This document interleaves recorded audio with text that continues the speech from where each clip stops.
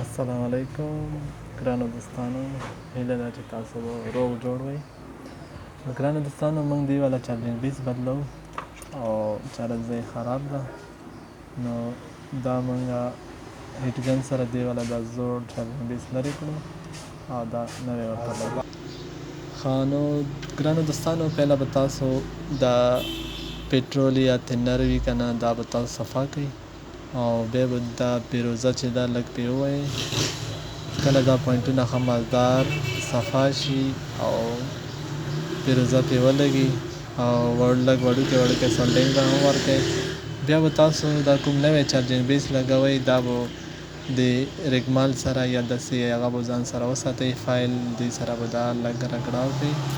دا چې کله هغه شي نو دا به خوله ښه مضبوطه ښخوي که نه.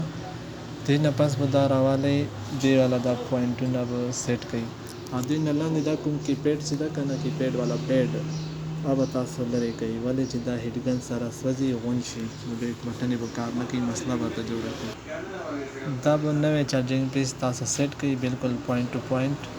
هغې نه پس به هیټ ګن سټارټ کړئ، هیټ ګن به راوالی